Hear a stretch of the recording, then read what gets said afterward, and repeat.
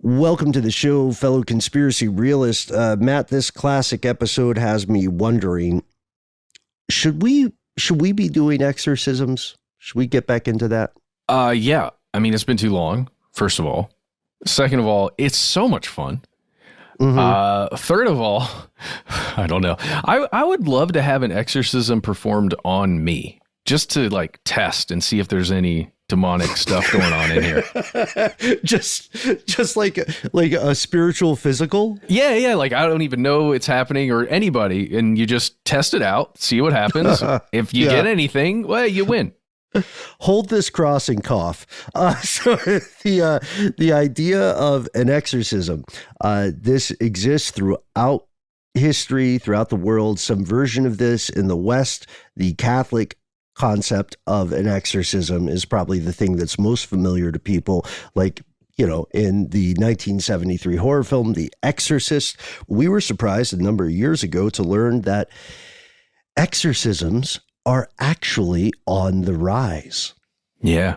They have a whole association that's international. Let's learn about it. From UFOs to psychic powers and government conspiracies, history is riddled with unexplained events. You can turn back now or learn the stuff they don't want you to know.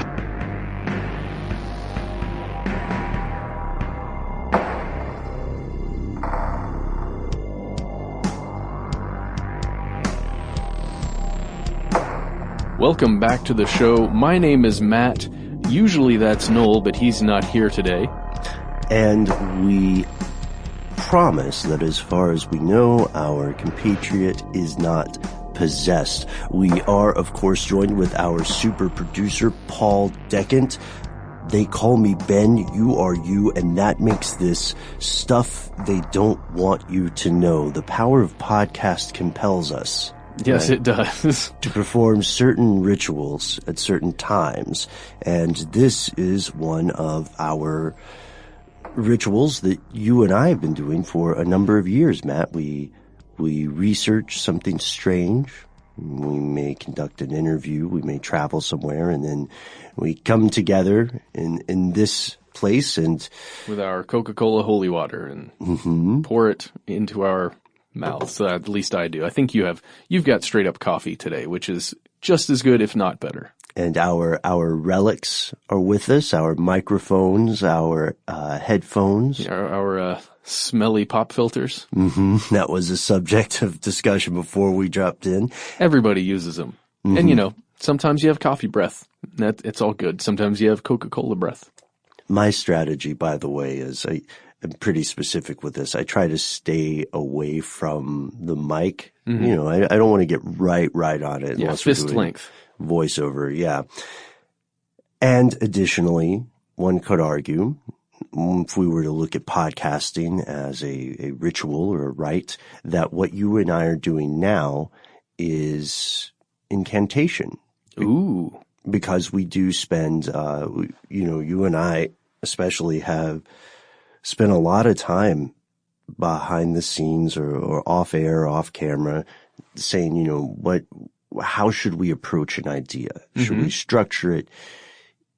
Is there a power in formula, in ritual, in rite? And we think there is. Yeah. At least to an extent, or in a way, because you expect it. You, as a person receiving a ritual in this sort or an incantation like this, I don't know. It's almost as if it triggers a thing that is already implanted in your brain, the pathways that are already there because you kind of know what it is. But then it's going to open up new pathways that are connected to that one. Right. That's a question that you might want to ask yourself, longtime listeners, friends, and neighbors. Have we primed you? Have we programmed you to anticipate certain stimuli and respond in certain ways? Yes. Yeah, the answer is yes. First-time listeners, welcome to the show. Hey. Hope you enjoy it. Before we jump into today's topic, we want to start with a quick quote that kind of sets up maybe the framing of mind for some of the people who think in the same way of these characters. Quote, "Today, The world does not turn from God because it is idolatrous. Rather, it pursues pure atheism so as to put science on the altar. And that's from Father Gabriel Amorth, and he is someone we will get to a little later. Matt, what do you think of when you hear the word exorcism? I see images from film and television, mostly film, movies. The Exorcist in particular, I have very vivid images of a body rising off of a bed, of vomit coming from a mouth, of a discolored face. That is possession in particular. And then when I think of exorcism, I think of holy water, and I think of reading from a Bible, reading the Word of God, other symbology, crosses, artifacts of that sort. Sure, Bibles. Yeah. Vestments. Yes, the touching of hands. That's what I see, a very Hollywood version of exorcism. Agreed. And I believe that that's something common. A lot of people, at least in the West, when we hear the term exorcism, we think of, as you said, Hollywood, a good horror film. Well, yeah, because most of us haven't experienced a true exorcism, or what would be considered a real exorcism. Right. At least in that specific Catholic framework, right? In the past, on this very show, almost 4 years ago to the day, wow, we covered the phenomenon of exorcism in general, along with how it differs across time and cultures. We'll give a brief background of exorcism and possession here, and for more in-depth information, please check out our earlier episode, Exorcisms, an introduction. Not the most creative title. That's exactly what it was, though. It was. I think we did a pretty good job. I really liked that episode. I went back and listened to it, and I was surprised. Not that I expected it to be terrible, but 2014 was such a long time ago now. We were just learning what the show was. Right? We were like priests conducting our first... Okay, all right. All right, yep. Yeah, we're going to let that analogy go. So here are the facts. The brief background, broad stroke stuff Matt and I will give you here is the following. The practice of exorcism predates the existence of all Abrahamic religion. Judaism, Islam, Christianity, all of it. This stuff was old beans by the time Jesus Christ or Moses or any of the other religious figures, right? Of course, Muhammad and so on, before anybody else came into the fold or the zeitgeist of spiritual belief. The concept of some kind of spirit entering a corporeal body somehow and then taking it out. Yeah. Non-consensually entering and being non-consensually pulled. Yep. By the time the story of Jesus Christ casting spirits into pigs came about, or by the time, people heard that story, whether they heard it in an oral tradition, whether they, who knows, witnessed it themselves, or whether they read about it centuries or millennia later, the concept of exorcism would have already been more than familiar to the audience. In ancient Samaria, in Babylon, exorcists already played a prominent role somewhere between that of a priest and a doctor. And it's pretty fascinating because the rituals, from what we know, of course, a lot of this is lost to time, or publicly available knowledge has been lost to time. The rituals would vary, but they still relied on artifacts, techniques, and as you said, Matt, the main goal was to drive out a spirit. They might not have used the word demon, maybe more like spirit. A spirit that, again, non-consensually was there, probably of a bad nature, a negative nature. Right. And this could be, in some cases, this could be a human spirit, a ghost, right? An angry ancestor. In other cases, though, in a way that's more familiar with us now in the modern day, it would be something that never was human. Yeah. A a monster. From another plane, kind of. Exactly. Yeah. And they would concoct these magical substances or potions, these relics and artifacts composed of animals or plants or, different stones that were thought to have various powers in the world of sympathetic magic. We're talking about iron from meteors, reeds, flour, animal hair. Birds were really big in this time, and birds still are symbolically hugely important, right? Oh yeah, they're thought to possess, or they have been for a long time, thought to possess some kind of supernatural power, especially white owls. White owls, and you have to imagine that image would be startling in a way, and I guess you can just imagine viewing one just perched outside a window or something, or perched outside of a home, just sitting there in a tree and gazing.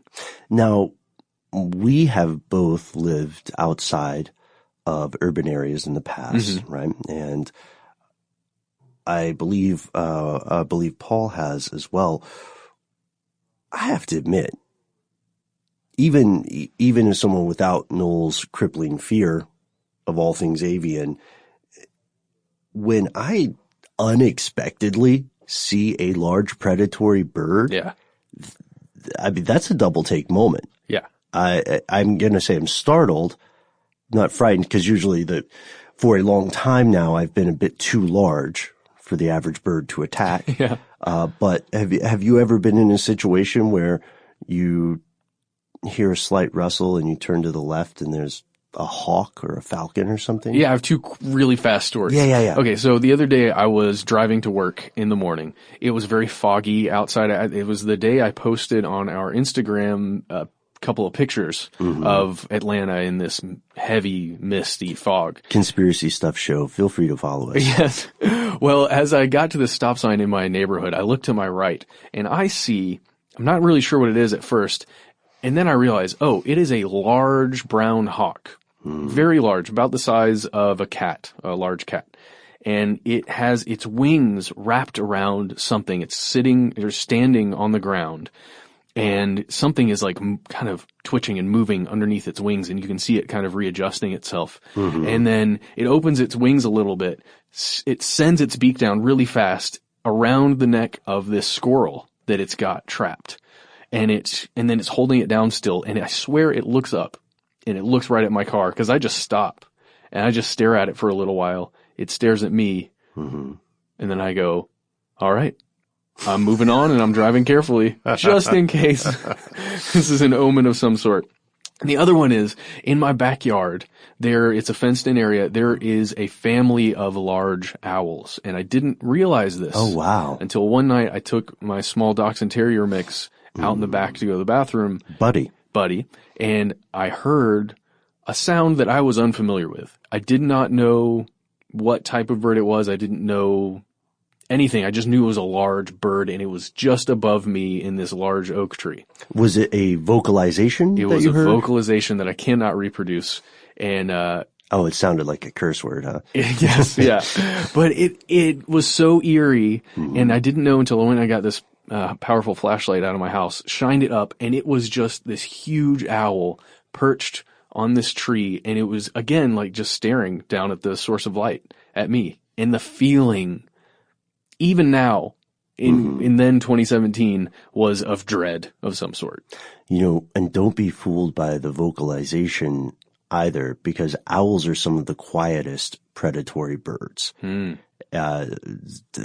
I can completely understand where you're coming from. And that's so cool that you live there, because your chances of having any sort of rodent problem have just bottomed out. Yes. Very, very true. Anyway, that's enough on owls. Oh, yes. That is enough. And then, things like ravens would be thought to be messengers. Yes.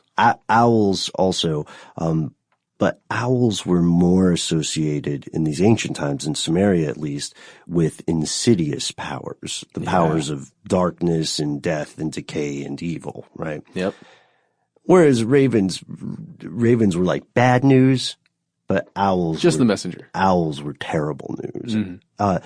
Then, of course, you could probably see this coming, folks, the idea of water. Water symbolized the presence of Ea, the god of water. So it was often sprinkled on the victim of a possession during incantations to symbolize the cleansing of the victim, right? The influence of the god of water taking away the contamination of this evil spirit. Symbol we see with modern day baptisms. Right. Exactly. Hole in one. Spittle, by the way, was especially important. It was thought to be a potent toxin when used against demons. And that's Spittle? Yeah. Like, saliva. Wow. So that's why several ancient texts refer to these sorcerer priests as kasapu, however it's pronounced, which was Arabic for to poison, and the Sumerian equivalent was meant saliva or spittle. Wow. The idea being the poison demons. And as you pointed out, many of the vestiges of these older practices can be seen in exorcism rituals and rites around the world today. Incantations, the use of sanctified or holy water, the use of animals and relics. In this episode, for the strange phenomenon we'll examine today, we're going to focus on Catholic perspectives concerning exorcism. So what if we are asking the Catholic Church, if we're hanging out with Pope Francis and we ask him, what's exorcism? What does he say? He's going to say, the act of driving out or warding off demons or evil spirits from persons, places, or things which are believed to be possessed or infested by them, or are liable to become victims or instruments of their malice. And that's according to the Catholic Encyclopedia. Right. That does sound like it would be a bit of a complex sentence structure to generate off the dome, doesn't it?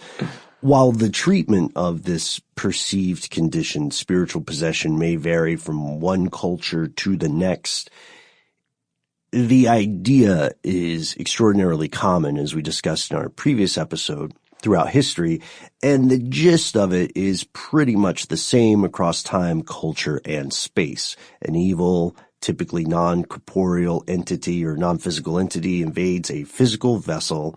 In horror films or horror stories, this is often a person, often a kid who turns really creepy, or an elderly person, because those two ends of the mortality cycle of humanity are the things that psychologically tend to creep people out the most. Yeah. Well, and in a way are the weakest parts of that bell curve. That's a great point. That is a really great point. Also, however, places or objects may be considered infected. There's an excellent article on our parent website, How Stuff Works. It's called How Exorcisms Work. And they break down some of the approaches that the Catholic Church takes to exorcisms. This article, by the way, is solely based on Catholicism, and we can't stress it enough. Exorcism, possession, it is not a Catholic thing alone. It's just something, like, if you hear about it here in the U.S., you are most likely going to hear about it through this lens.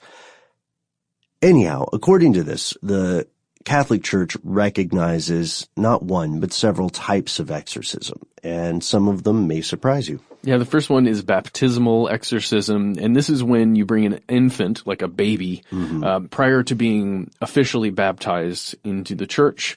You bring it into the church to cleanse it of the evil resulting from its original sin, which is dark in a way, but it's also the least worrisome of the types of exorcism.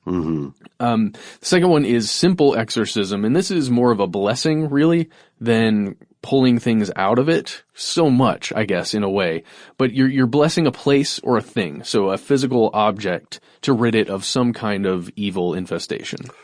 Right. And you see similar, this sort of thing, while qualifying as exorcism, is something that you would see in other cultures, perhaps the idea that you may have heard from some of your college roommates in the past of burning sage to purify a place because something bad happened there. Yep. Then, of course, there's real exorcism, the The real deal, the one we all hear about, performing the capital R rite of capital E exorcism to rid a living human being of possession by a diabolical entity. And that brings us to another question. How do you know whether someone's being possessed? How can you tell the difference between someone who's just being a real a-hole versus someone who's become an unwilling vessel for infernal forces of the left hand of darkness, right? According to the church, there are several telltale signs of demonic possession that anyone can sense. In general, you don't have to be a member of the clergy to notice these things. Speaking or understanding languages which the person has never learned.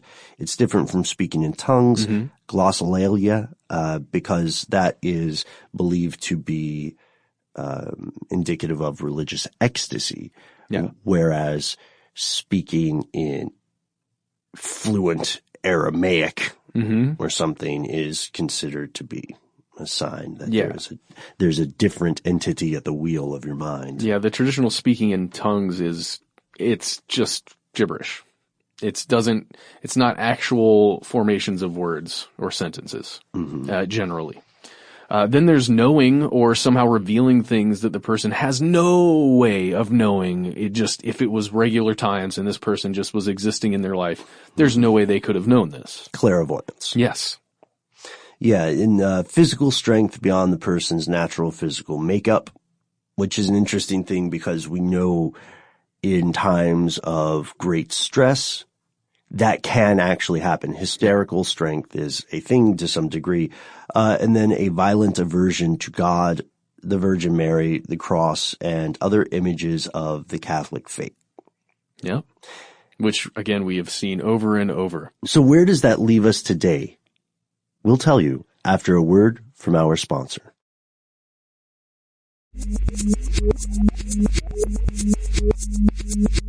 And we're back. So today, exorcism remains the subject of this intense interest across the world, for peoples across the world, both for believers that think exorcism is real and you're actually bringing evil spirits out of a person, and skeptics who think it's just a strange ritual that's just stuck around. An historical artifact or something. Yeah, that's a really good point, Matt, because one thing that you notice is that even the people who, the people, I refer to them as pseudo-skeptics, who are so into their idea of being a skeptic that they have severely crippled their ability to apply critical thinking. Even those people have a huge interest in the concept, right? It's entertaining in horror and in fiction, right? And it's also fascinating just from an anthropological perspective, right? Oh, yeah. Well, with the quote we had at the top of the show, it seems in this world of science in which we exist right now that exorcisms should have just been left by the wayside, and they most certainly haven't. Exactly. Yeah. Modern science often proposes that historical cases of exorcism can be attributed to a number of different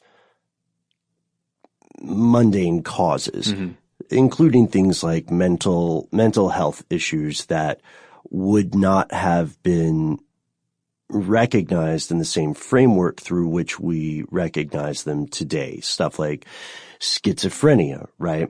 Possibly dementia, for instance, or even arguably in the case of the elderly, Alzheimer's. Right? Anything that seems to dramatically change someone's behavior, their emotional state, or distress them. Other undiagnosed, unrecognized diseases, genetic conditions, and then the more complex phenomenon of social pressures or behavior running in contravention to social mores, norms, or values of the time. Are you one thing that would happen in patriarchal societies, right? Are you a woman who doesn't want to be in this arranged marriage? Yeah. You must be possessed by the devil. How else would you have a problem with this? It's not you. It's this demon that said you shouldn't marry this 50-year-old man and you're 12. It must be. It must be. Call the priest. So how far do we take this idea today, though? Are there literally modern exorcisms in the Catholic Church? Spoiler alert, yes, of course. But if so, how seriously does the church take them? Here's where it gets crazy. Again, like we said, while exorcism might seem like this artifact of some, the bloody religious history that humanity has experienced, it's still taken very seriously by the Catholic Church. More seriously, in fact, in recent decades than it had been prior to that. There is this thing that this episode is really all about, called the International Association of Exorcists. And here, let's talk about it. This is a Roman Catholic organization, and it sounds ancient. It sounds like something that would have been created in the 1500s, the 1600s or something. But no, it wasn't founded until the year 1990. And there were 6 priests that got together, including Father Gabriel Amorth, with the quote at the top of the show, and Father Jeremy Davies. Right. Father Gabriel Amorth is someone that we touched upon in a couple of previous episodes. He was born in 1925, exorcist for the Diocese of Rome. He claimed to have performed, I believe, over 160,000 exorcisms. Whoa. Yeah, now he was a priest for decades and decades. He was often called by reputable news sources the Vatican's chief exorcist, which is more, I think we may have said that as well. It turns out that's more the translation, because he is exorcist for the Diocese of Rome, but he's not, he wasn't, there's not some sort of joint chiefs of staff for exorcism in Rome, and yeah. He's not the guy with the most stars or the biggest epaulets or whatever. He was a priest for years and years before he became an official exorcist, and that's something we see with a lot of Catholic priests. Yeah, it's not something that people enter into on their first day of seminary. He was a priest in 1954, and he did not become an exorcist until 1986 under the tutelage of Candido Amantini. He loved the film The Exorcist. Yeah. I thought that was fascinating. Yeah. He loved it because he thought it was substantially correct, that was based on true events, and he thought the special effects were exaggerated, but you picture him shrugging and going, it's a movie. Yeah. Yeah. So he, in defense of this film, he said that he was in an interview with the London Sunday Telegraph, and he stressed that people need to know what we do. We, in this sense, being exorcists, the different claims of the number of exorcisms that Amorth conducted. The reason for that difference is that there's no central database for the amount of exorcisms either performed per year, performed in total, but we can make some guesses on some of the stuff later. But that's why you hear his numbers differing. In October of 2000, it was reported he had performed over 50,000 exorcisms. In 2010, he said the number was 70,000, but by May of 2013, he said he had performed 160,000 over the course of his career. An important note here, as we said, there are different types of exorcism. Yeah. So that could count everything from praying for a bad place to be cleansed of some sort of influence to the stuff you would see in the film, The Exorcist. Yeah. So this guy, who has, had already by the year 1990, had a lot of experience with exorcism. He and his buddies, his compatriots, along with Jeremy Davies, they formed this organization. And there are only 6 people at this time. But then by the year 2000, there are over 200 members of this association. And the purpose of it in totality was to increase the number of official exorcists across the world, which is, I guess something you would want to do if this is a problem that you see. And Father Amorth hoped that the existence of this organization would shed light on what he saw as this growing and often ignored problem, which was demonic possession, real demonic possession, and also a lack of priests with the knowledge and authority to perform the rites of exorcism. Important point here with that phenomenal growth from 1990 to 2000. Mm-hmm. So from over the course of 10 years, it went from 6 to 200 members. It still was not formally acknowledged or approved of by the actual Roman Catholic Church until 2014. But a lot of stuff was happening in the interim. Because of those 200 members in 2000, several went to a national meeting of exorcists organized in 2004 mm-hmm. by the Archbishop of Mexico City, Cardinal Norberto Rivera Carrera. The purpose of this meeting was to fight back against what they saw as the spread of Satanism, to discuss ways in which to use the Word of God to denounce everything that is against God, which isn't just, it's everything.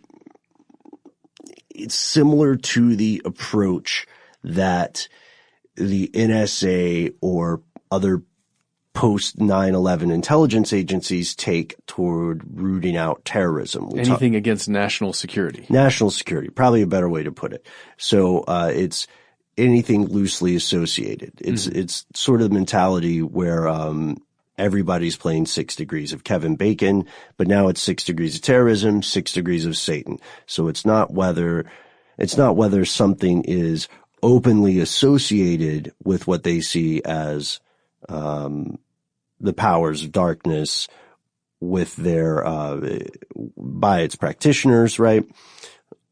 Like most people using a Ouija board are probably just playing a game from Parker Brothers, right? Maybe.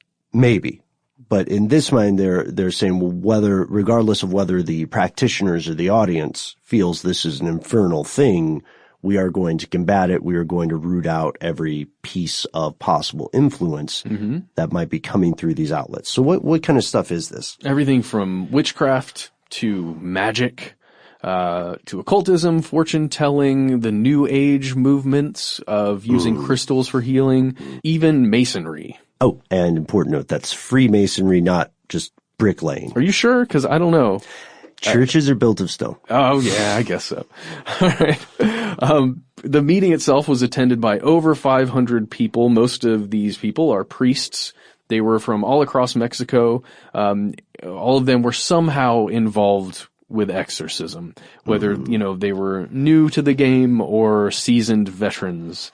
Besides Cardinal Carrera, other notable guests included, as we kind of mentioned before, Father Mario Angel Flores Ramos. He was the director of theology at the Department of the Pontifical University of Mexico.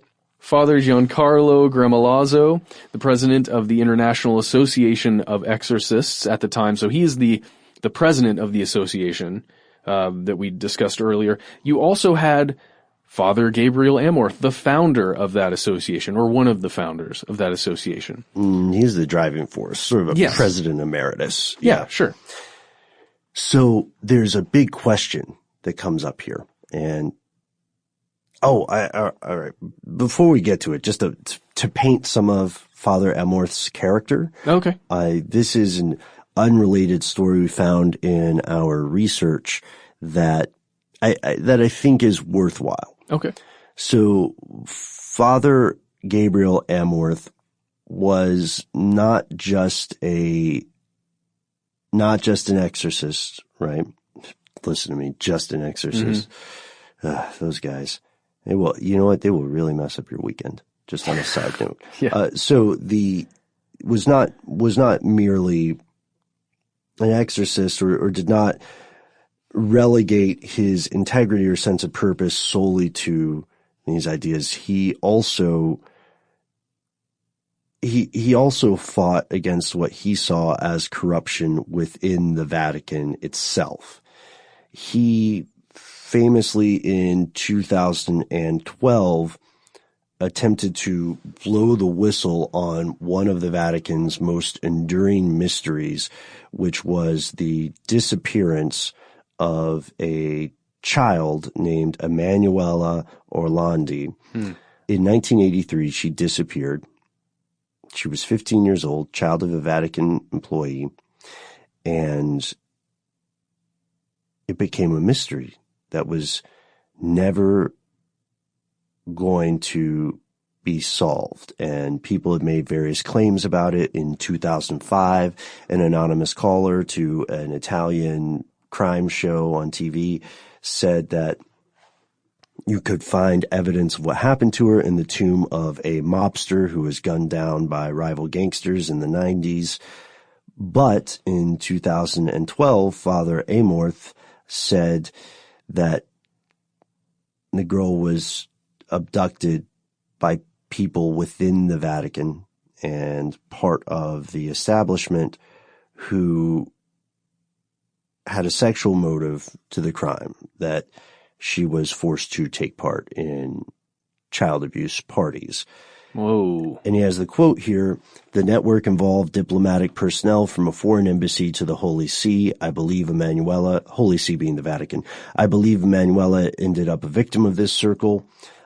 He told this to an Italian newspaper called La Stampa, and he dismissed the various plots going around that it was some sort of wet work, black bag stuff between intelligence agencies, or that it was attached to the mafia. So this was a guy who took a stand for things that he felt strongly about and was not afraid to make enemies. Yeah. Which seems to me that he may have been a divisive figure in a place like the Vatican, which definitely practices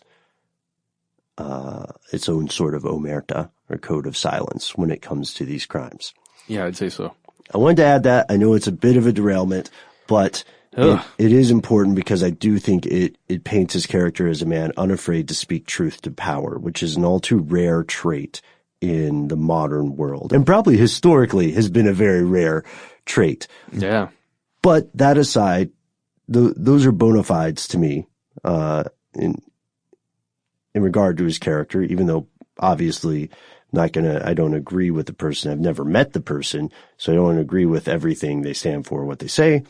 But I am impressed when someone does their best to speak truth to power, and then leads us to ask a question: why did this man organize this international association? Why did he travel to Mexico City? Why did he begin to recruit a cadre that later became an army of exorcists? What's the big deal? And we'll explore it right after a quick word from our sponsors.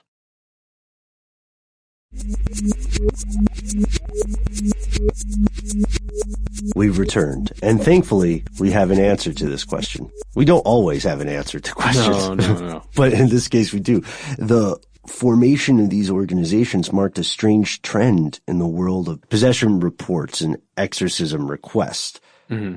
As we said, there's still no publicly available central database tracking the number of exorcisms performed, but we're able to make some guesses about general trends based on reports from these associated organizations, influential priests like Amorth himself, or Gramolazzo, and the reports of exorcists serving in specific archdioceses.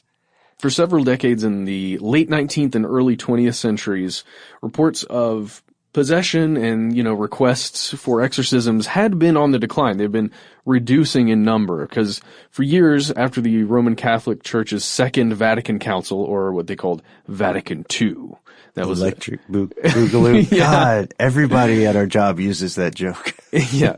Well, it resulted in new church practices, like the official church practices that were deemed compatible with the contemporary world.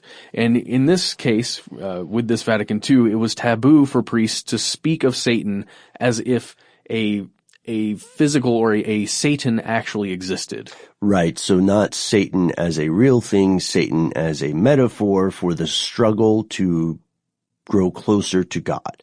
That was 1962? Yeah, roughly around there, 62, 65.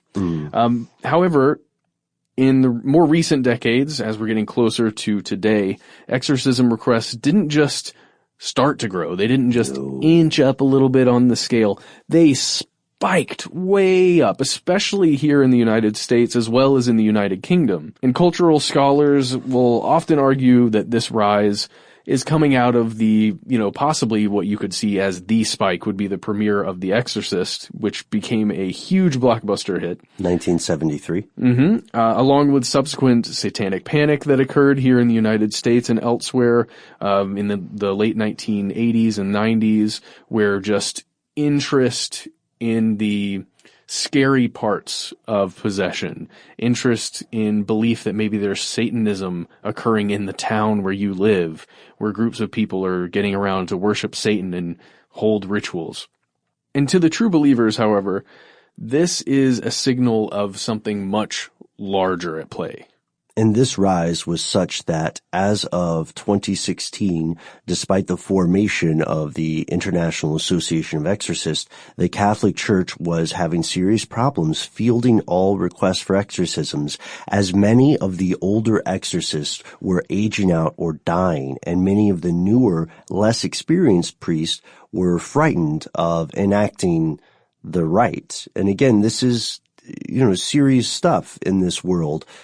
These individuals will be priests for decades before they tackle their first, real exorcism, quote unquote, to use the description in How Exorcism Works. Yet again, a fantastic article by How Stuff Works. I did not write it, so I feel fine bragging about it. It was written by Julia Layton, who always does wonderful work for us. Two of the most prominent exorcists in the United States, a fellow named Father Gary Thomas and a fellow named Father Vincent Lampert, note that it's not the church demanding more exorcisms, which it can do, right? It was on church orders that Mother Teresa was actually exorcised before her death, but rather the people, the lay folk. In Father Lampert's experience, only one out of every 5,000 or so requests is someone afflicted by a full demonic possession. He does say, however, that he has conducted countless exorcisms related to demonic obsession, demonic vexation, and demonic infestation. Yeah, you'll also hear demonic oppression amongst those terms, where it's slightly different, little different things going on, but it's not a human being that has a demon inside of them that needs to get out. Okay, right. So it's some kind of external. A lot of times external, yeah. So maybe there might be a physical malady. Or being influenced in some way. Sure, right. And Father Lampert also says that half the calls he receives are from non-Catholics. And this is interesting. This is a point that we need to make in defense of the Catholic Church's process here. Not a defense of the Church overall, of course. But there's a pretty rigorous system built for the analysis of a initial possession report, because the Catholic Church and the exorcists in the church are trained to come at this from a very skeptical place. Yeah. The first thing they will do is consult with everyone else to find any other cause. With people of science. We're talking about neurologists. People, psychologists come out and make sure there's nothing else going on. See an actual physician, make sure there's no other malady. I have to say that part of this whole process does make me, think there might be a little more sand to it, because the church itself as an organization is saying, well, we're going to weed out the stuff that isn't actually possession. Well, and also, to be objective about it, the Catholic Church is such a massive organization that if there were not some sort of filtration system, it would just be inundated Yeah. with these things. And it already is, But think about the donations. Are donations mandatory? for No, but I'm exorcisms? saying if you had mandatory donations for performing the rites of exorcism, and you have that many requests Oh my coming in, gosh. just saying. That is diabolical. That is It a is. terrible, terrible thing. Oh boy. You know what? Father Gabriel Amorth would not approve. He has passed from this mortal plane. Yeah. The organization, or the Association of Exorcists rather, still exists, and the current president would probably also disagree. Yeah, we have some quotes from him. Father Francesco Bamonte, he says, quote, "When listening to a prayer to the Virgin, the demon shows all of his hatred and fear toward her. He is forced to confirm that Mary is the Mother of God, and that she intercedes for humanity. Satan is not the god of evil against the god of good. Rather, he is a being who God created as good, and who, with some angels, also created good by God, became evil, because they refused God and his kingdom with their free and final choice. Satan and the spirits at his service, therefore, are not omnipotent beings. They cannot perform miracles. They are not omnipresent. They cannot know our thoughts or the future." And just to know that is a man speaking in 2016, the current president of the International Association of Exorcists, truly believes, at least himself, and in the fairly large organization that he represents and heads, believes that is true. That is a problem that humanity must continue to deal with. And they very much believe, both Monte and Amorth, when he was alive, very much believe that that Satan is a real thing, right? Amorth also, in regard to the sexual scandals and corruption rocking the Vatican, he believed there was evidence of corruption by the Antichrist. So the foretold and much feared force of Satan embodied on the planet, right? He thought that was real, and they're both of these individuals and many of the people serving in the International Association of Exorcists believe that this rise in possession or rise in reports of it in an increasingly secular world come about in reaction to and relation with the division between spirituality and science, right? Yeah. As we said in this quote. So are people more likely to be possessed? To say that would require us to say that possession itself is real or something like it, right? Or are people just searching for some sort of spiritual explanation that they find lacking in an increasingly unspiritual world? At the time, And uncertain times. And uncertain times. No kidding, man. Right? At the time of this recording, exorcisms continue to be on the rise. For the more skeptical in the crowd, or those who wouldn't subscribe to the idea of Catholicism or the Catholic perspective on exorcism, this indicates hysteria or failure to recognize the difference between a good popcorn-worthy horror flick and the facts. For the true believers, however, the late Father Amorth among them, this is indicative of something else, something larger, something very dangerous and all too frighteningly real. It is important to say that he is not alone, or was not alone, nor were his colleagues. Other organizations have formed to combat the rising tide of alleged possession and the rising request for exorcisms. There's the Pope Leo XII Institute based in Milwaukee, which was founded in 2012 to support the, quote, spiritual formation of priests to bring the light of Christ to dispel evil. Wow. Yeah.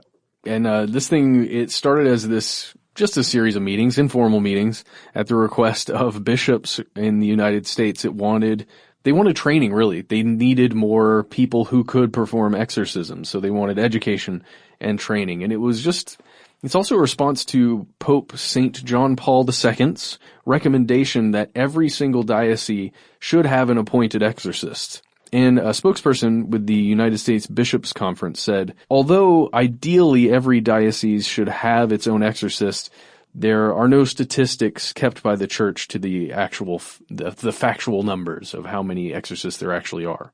Mm-hmm. There are also classes and courses offered by the church on exorcism, and the Catholic Church has actively been training experienced priests in the nuts and bolts of exorcism, how to evaluate a case from day one, how to request permission, and ultimately, if need be, how to act, how to enact the rite here. And on a side note for this, we should also acknowledge that while we have focused on the Catholic Church's efforts to combat this rise in exorcism requests, they are not alone in the game. Other Christian denominations, evangelical as well, have also begun combating what they see as a rise in possessions, in spiritual afflictions from demonic forces. This is a rising tide across multiple things. I guess what we're emphasizing here is this is not a matter of 3 elderly or 6 elderly priests high up in the Vatican social hierarchy who were able to push through something that they were interested in, like that high-level executive at Sony who was able to push through psychic experiments. Yeah, I remember that. Right? And this doesn't seem to end after some of these folks have passed away. And we want to ask you, we want to end more on a question here. Is possession or something like it real? And do you think that the spiritual interpretations of it are accurate, or do you think they are a cultural framework on something else? Right? Yeah. And if so, what? Yeah, and what's the closest you have come to experiencing a possession or exorcism? Like, have you been peered through a door and seen one? Have you been a part of one? We would love to hear your stories.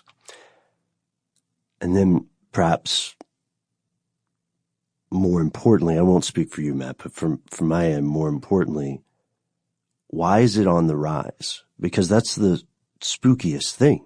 Mm-hmm. Whether or not you believe in this, whether or not you are Catholic, whether or not you are spiritual in any remote 6 degrees of Kevin Bacon sense of the term, it is inarguable that these reports and requests are rising. Mm-hmm. Speaking of fantastic segues, it's time for our Shout Out Corner. Our first tweet comes from What Up Saucy. What Up Saucy says, wow, I'm still my pants from that gloomy Sunday episode. Well done, gentlemen. # Thursday. Well, thank you. Thank you so much. We all really put some blood, sweat, and tears and some late nights into that one. And we're so glad that someone enjoyed it. Yeah. And, people have been asking us for an unbleeped version, an uncensored version, but I don't think you're going to get one unless you search for it, and you can find it online somewhere through the Fringe Festival, which you might be able to. I would love to get some version of that out. We also have when we originally wrote it, we had no idea that we would eventually put it on this show. No. So we really leaned into some language there. But yeah, maybe we can get an uncensored version out. We'll look for it. But we also will have some more things like that on the way. So if you enjoyed that, stay tuned. And if you'd like to hear more of them, write to our bosses directly. Tag How Stuff Works wherever you find the social media platform. Say, we want more of this. And who knows? It might happen. You might make it come true. Yeah, you might manifest it, right? We have another shout out from Kate Landis, who says, conspiracy stuff. I once went to the doctor for an abscess. They told me that antibiotics don't do anything for a normal abscess, but that doctors like to prescribe them to make the patient feel like something is being done. Then they prescribed me antibiotics. I didn't take them. Good on you, Kat. Kate? Kite? C-A-Y-T. Kite? I think it's Kate. Oh, with a little Australian Kate accent? Landis? Yeah, Kate Landis. I heard I was checking on one of our earlier episodes, and you did a great Australian accent. I did the same thing, and you were amazing at your Australian accent. Did I? Yeah. Oh, really? Yeah. Oh, man. Okay, well, I can only do it for maybe 4 very specific words, and unfortunately, none of them form a coherent sentence. But to Kate's point, that's a very valid concern. We know that the overprescription of antibiotics has been a literal case of something they don't want you to know. Yeah, making all the stuff that those antibiotics are supposed to fight even stronger if you don't take the full dose in the right amount of time. Right. And it's really bad. So then everybody else taking antibiotics, it decreases their ability to fight the thing because the thing is now stronger.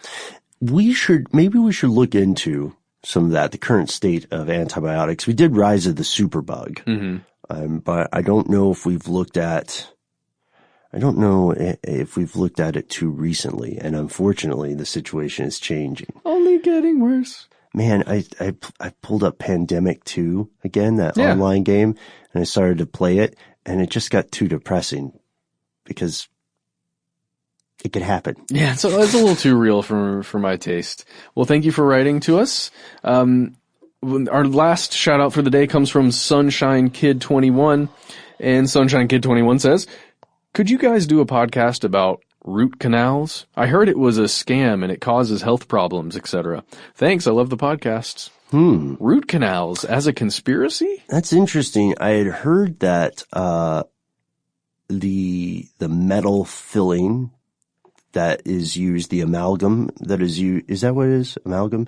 That is used in cavities can have dangerous health effects, potentially. Root canals I'm not too aware of, but I will say it's honestly surprising that dentistry uses some of the same old techniques and has for quite a while, for decades. But it would be interesting to look into. Oh, do you see that? It's Josh and Chuck. They're waving at us. They're like, "Get out of the studio."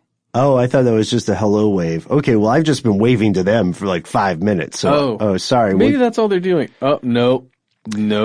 I'm pretty sure I know what that sign means. They're holding up a sign. It says, "This is the end of your..." And they are correct. However, it is not the end of the show. Matt, Paul, Noel, and I will be back very soon. We hope that you will join us as well. In the meantime, you can find us on Instagram, Twitter. You can find us on Facebook. Yeah, Facebook. And that's stufftheydon'twantyoutoKnow.com, where you can find every episode we've ever produced and some videos and some other stuff. Pictures of Ben. If you want to look at pictures of Ben, go to stufftheydon'twantyoutoKnow.com. You really sold me out on that one. And there are pictures of me too. And there are a lot, and you can find various different stories that for one reason or another might not make it on the show yet. Hey, are you listening to Ridiculous History yet? You should be. It's the show that our friends Ben and Noel are hosting. It is really fun. And you guys are doing some really fun stuff with guests on your show that you've discussed with me about. And then I've been listening to it as a fan because it's really, really fun, specifically with our complaint department here on this show, Mr. Jonathan Strickland. Oh, yeah, who is available for any complaints or concerns 24 hours a day, 7 days a week. Jonathan.strickland@howstuffworks.com. And, you know, we value the complaints. Keep us honest. Make sure you send them to the right address so we can treat them with the import they deserve. You might be asking why why my longtime colleague Matt is not on the show Ridiculous History. There is a reason. It turns out that Matt is one of the masterminds behind one of the most popular shows on Apple Podcast as we speak, Atlanta Monster. If you like this show, you will love Atlanta Monster. Yeah. Subscribe today. New episodes every Friday. We're looking into the missing and murdered children cases from 1979 to 81 in Atlanta. So, start listening if you're not already. And that's the end of this classic episode. If you have any thoughts or questions about this episode, you can get into contact with us in a number of different ways. One of the best is to give us a call. Our number is 1-833-STDWYTK. If you don't want to do that, you can send us a good old-fashioned email. We are conspiracy@iHeartRadio.com. Stuff They Don't Want You to Know is a production of iHeartRadio. For more podcasts from iHeartRadio, visit the iHeartRadio app, Apple Podcasts, or wherever you listen to your favorite shows.